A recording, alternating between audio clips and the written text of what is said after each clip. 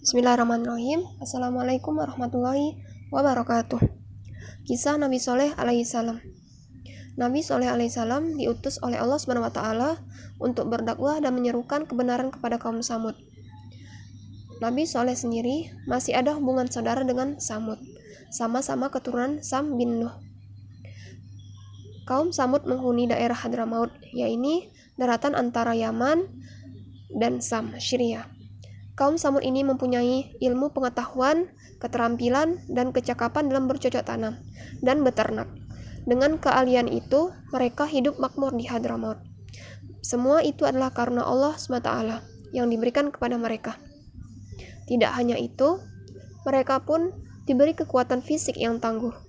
Mereka sanggup mengukir gunung-gunung untuk dijadikan pemandangan yang indah.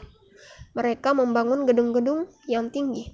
Mereka juga membuat rumah-rumah di tebing-tebing gunung yang dilubangi dan dipahat.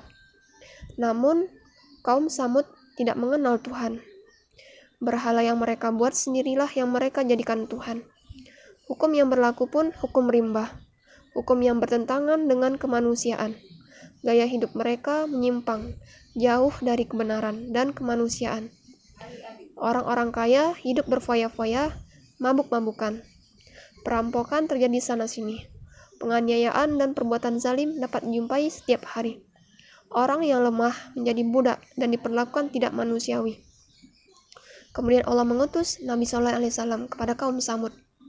Nabi Soleh berkata, "Wahai saudaraku, kaum Samud, kebiasaanmu menyembah berhala itu sangat keliru.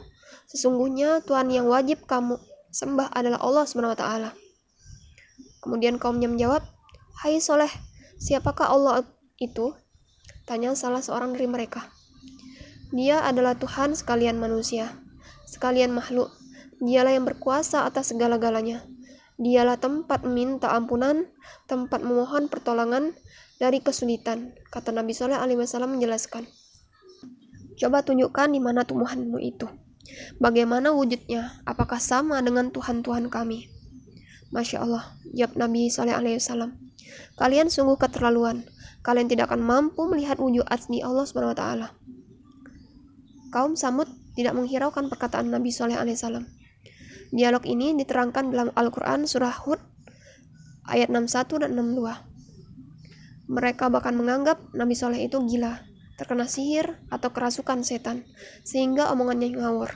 Mereka hanya akan percaya bila Nabi Soleh alaihi wasallam bisa menunjukkan tanda-tanda kenabiannya. Maka Nabi Soleh alaihissalam pun memohon kepada Allah untuk memberikan mukjizat. Saat itu pula Allah SWT merintahkan kepada Nabi Soleh untuk memukulkan tangannya ke atas permukaan batu yang ada di depannya. Setelah Nabi Soleh alaihi wasallam melakukannya, muncullah unta yang gemuk, besar dan bagus. Tentu saja kandungan susunya banyak. Orang-orang Samud terperanjat semuanya. Saking herannya mereka bergumam bagaikan suara lebah. Nabi Soleh alaihissalam lalu berkata kepada kaumnya, "Hai kaumku, inilah tanda bahwa aku adalah Nabi pesuruh Allah SWT. Sembahlah Allah dan tinggalkan berhala-berhala itu. Kalian jangan mengganggu unta ajaib ini." Kisah tentang unta ajaib ini ada dalam Al-Quran surah Asy-Syura ayat 155 sampai dengan 159. Sejak awal Nabi Soleh telah memperingatkan kaum Samud. Mereka dilarang mengganggu unta itu, apalagi membunuhnya. Sebab unta itu bukan sembarang unta, melainkan mukjizat dari Allah SWT. Jika sampai ada yang membunuhnya, dikhawatirkan Allah akan murka. Namun suatu malam, sebagian kaum Samud berunding untuk membunuh unta tersebut. Mereka khawatir jika unta itu dibiarkan terus hidup, akan semakin banyak orang yang beriman dan mengikuti Nabi SAW. Akhirnya para pemimpin orang-orang kafir sepakat untuk melenyapkan unta Nabi Soleh. Kemudian mereka menunjuk kepada seorang pemuda berbadan kekar untuk melakukan tugas itu. Keesokan harinya tatkala matahari muncul di ufuk timur, orang-orang berbondong-bondong mengambil air di telaga sebagaimana biasanya. Diam-diam, seorang pemuda kafir sedang menanti saat tepat untuk membunuh unta itu. Ketika orang-orang sudah meninggalkan unta itu, si pemuda pun membunuhnya. Setelah mengetahui untanya disembelih, Nabi Soleh marah bukan main. Ia segera menuju telaga. Sampai di sana, Nabi Soleh alaihi wasallam berkata, "Wahai kaumku, siapakah yang berani-beraninya membunuh unta ajaib itu?" Pemuda yang membunuh unta itu berkata, "Akibat untamu, telaga ini menjadi kotor." Apakah engkau tidak ingat? Aku telah memperingatkan, jangan sekali-kali kalian mengganggu unta itu, apalagi sampai membunuhnya. Bila kalian melakukannya, berarti kalian siap menerima azab dari Allah SWT. Kata Nabi Soleh alaihissalam.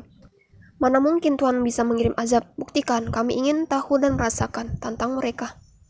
Setelah tantangan kaum Samud itu, Nabi Soleh alaihissalam memberitahu bahwa azab akan datang 3 hari lagi. Hal ini dijelaskan Allah dalam Quran Surah Hud ayat 65.